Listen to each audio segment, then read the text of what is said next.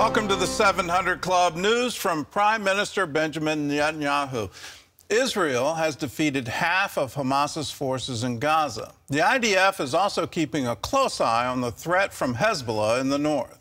Well, Iranian-backed militia have attacked yet another U.S. base in the Middle East, and the Pentagon is planning more strikes in retaliation. Chris Mitchell reports from Jerusalem. Iranian-backed militia continue to carry out attacks in the region, despite the U.S. launching dozens of strikes over the weekend in retaliation for the deaths of 3 U.S. service members. An attack near a U.S. base in Syria killed 6 members of a U.S.-allied Kurdish militia. The Pentagon said more strikes against Iran's proxies are coming. This is the start of our response, and there will be additional actions taken to hold the IRGC and affiliated militias accountable for their attacks on U.S. and coalition forces. Meanwhile, U.S. Secretary of State Antony Blinken met with Saudi's Crown Prince Mohammed bin Salman Monday. It's Blinken's 5th Mideast visit since the war in Gaza. He faces major challenges. Hamas and Israel are at odds over a potential truce, and Israel dismissed calls for a Palestinian state. The UN announced it's launched an independent review of UNRWA after reports that its workers took part in the October 7th massacre. The IDF says it's raided the Hamas headquarters in Khan Yunis and found training materials for the October 7th attacks. Israeli Prime Minister Benjamin Netanyahu told IDF soldiers Israel has defeated more than half of Hamas's forces in Gaza, including 18 of 24 brigades. Israeli Defense Minister Yoav Gallant says Hamas leader Yahya Sinwar is on the run. Sinwar moves from hiding place to hiding place. He is unable to communicate with his surroundings, and in recent days, IDF fighters have found the materials in the places he has been recently. And thanks to them, we are improving our operations, deepening our grip on Hamas plans. Gallant also warned that Israel is prepared to take action against Hezbollah on its northern border if diplomacy fails. Hezbollah will not be able to threaten the residents of Israel through raids or through direct fire. I say here explicitly and unequivocally, if the political move does not succeed, we will not hesitate to use military force for the return of the residents safely to their homes. Currently, about 80,000 Israelis have left their homes on Israel's northern border. We all abandoned our homes, our businesses, everything. And that's it. The city is deserted. Scared people. In case of war, hospitals in the north are preparing underground wards. Well, Chris Mitchell joins us now from our Jerusalem bureau. So, Chris, tell us, what does Israel need to do to finish the goal of eliminating Hamas? Well, Gordon, first of all, they nearly completed their goal of controlling Khan Yunis, one of the major strongholds in the south of Gaza. The next major goal is going further south to Rafah. And that's significant, Gordon, because it's the last major Hamas stronghold in Gaza, but it's also going to be very sensitive. One, because many refugees have already fled there, more than 1 million, and some Hamas terrorists have actually infiltrated in those refugees and will be using them as human shields. And the other reason is because it's really on the Egyptian border, and Egypt has said it really doesn't want any Palestinians flooding into Egypt. And another goal is as it was reported in our story, the capture of the head of Hamas, Yahya Sinwar. Fiercely devoted to destroying Israel, killing Jews, one of the masterminds of October 7th. And he would have tremendous symbolic value if Israel can kill or capture him, be a major blow to the remaining Hamas fighters. But he also, Gordon, he controls the fate of the hostages. And it's likely that he has many living hostages near him as human shields. He's been in the negotiations for their release, but it does sound like the IDF is getting very close to him. And they're reporting that he's just trying to survive and he's lost control of Hamas right now. What's your prediction here on the length of time necessary to eliminate Hamas, secure Gaza, stop the terrorist attacks to Israel? Is there any kind of time frame? Can anyone predict how long this is going to take?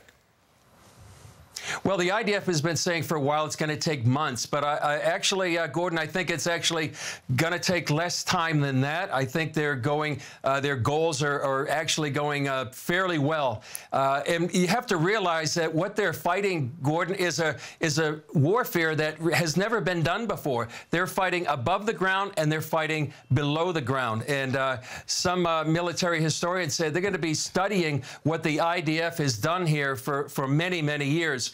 And so, but I think they may be actually closer to what many people may think. And then, Gordon, many people say there's going to be an insurgency phase where people are actually, insurgents, Hamas terrorists are going to infiltrate into the civilian population, and that may take a lot longer.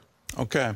Well, turning to the northern border, there's signs that Hezbollah will agree to Israeli demands. I think lost in this whole narrative of southern Lebanon is the UN set up a demilitarized zone. There aren't supposed to be any military assets, any troops, any tunnels in this area of Lebanon, but here they are. So is Hezbollah going to pull back from the border? Well, it seems unlikely right now, and war kind of does seem inevitable. One person in the north said on a scale of 1 to 10, it's a 15 for actually going to war. The IDF said in a briefing the other day that they're ready for peace, but preparing for war defensively, offensively, in their preparedness. And their goal is to change the security situation in the north. As we reported, there's about 80,000 Israelis that can't go home. And the strategic goal right now overall for the IDF, focus on Gaza, finish what they can, their major goals, and then turns toward the north and Hezbollah.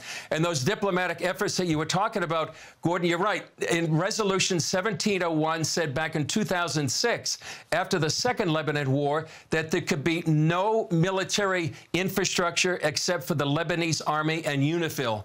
And that really is not worth the paper it's written on right now, because Hezbollah has flooded South Lebanon. That's their major stronghold. Maybe 150,000 rockets, many of them precision guided. So if when war breaks out, Gordon, it's going to be very, very dangerous for all of Israel, because these missiles can go all the way through all of Israel. Really important time to be praying for the peace of Jerusalem and all of Israel. What's the danger for the U.S.? It looks like the conflict is widening pretty dramatically just over the past 48 hours with attacks on U.S. troops, now yet another attack, and then the response from U.S. military, it looks like it's increasing. Are we in danger of a much broader war throughout the region? It does seem like that way, Gordon. You know how you have the Houthis right now in the Red Sea that are disrupting global trade. That can't be something that you can live with. And then those attacks on the U.S. bases in Syria and Iraq. And it does seem like Iran is not going to stop these attacks through their proxies, the Iranian-backed militias in Iraq and Syria. They're not going to stop Hezbollah, likely. So it looks like there's a brewing confrontation between not only these proxies of Iran throughout the region, but maybe even Iran itself. And we'll see what happens. But it does look like it is escalating right here in the Middle East, Gordon. Well, it's time to issue a call to prayer, so I'll do that. For you watching at home, this is a time to pray. It's a time to pray not just for the peace of Israel, the peace for the entire region. And we will not escape this. If it turns into a much wider war, we'll be right in the middle of it. And if you think that somehow our national borders are a protection, think again. Hezbollah isn't just a risk to Israel. New intelligence warns the terror group could soon strike Americans. Defense experts agree Hezbollah has the ability to attack U.S. interests at home and abroad. National Security Correspondent Caitlin Burke reports. According to new data gathered by U.S. intelligence agencies, the risk of an assault by Hezbollah is rising alongside growing tensions in the region. Hezbollah is a very real threat to us here in the United States. Simone Ladine, former Deputy Assistant Secretary of Defense for Mideast Policy, says the Iran-backed terror group has a longer reach than many others in the region. They have sleeper cells here in the U.S. in many cities across the country. This has been documented in multiple court cases. And we have reason to believe that they also have caches where they have stored materials around the country in the event that someone hits the go button to start attacks. I believe they are pretty well prepared. They have been sitting in wait for the order to go for many believe for years now. As official Washington proceeds with caution due to concern about sparking a wider regional conflict, experts like Ladine warn we're already past that point. I think that we collectively are in an expanding regional conflict. And as much as we are resisting it right now, and the current administration is responding to it right now, we are in it. We should be reconsidering our strategic objectives. What's our end game here? And how do we get from here to there? Because right now, here's not a good place for the United States to be. It is not in the U.S. interest to be sort of on the defense. Since the start of the war in Gaza, American troops in the Middle East have been attacked more than 160 times. We need to be aligning with our partners, the Israelis, the British, and some others, and maybe share some targeting packages and start executing some military operations to make sure that the Iranians, but also our other adversaries who are watching, so that they understand that a red line has been crossed, Americans have been killed, the disruption of global shipping is not something that we are willing to accept, and let's change the dynamic. Iran remains the common element between all of these players, and Ladine says the regime has complete control over its proxies. Still, official messaging coming from Iranian leadership following these most recent attacks: we're not after a war with the U.S., but will respond strongly if, quote, an oppressive country or force wants to bully us. Caitlin Burke, CBN News, Washington. Keep in mind what they're saying on the streets, and whether that's in Ramallah or what the Houthis are saying. You know, you look at some of the reports, these mass protests where they're protesting Israel. They're calling Israel a colonizer. They're not recognizing Israel's right to exist. That's the reason the Houthis exist. That's why the reason Hezbollah exists. That's the reason Hamas exists. They have it in their own documents, their founding documents. They want to wipe Israel off the map.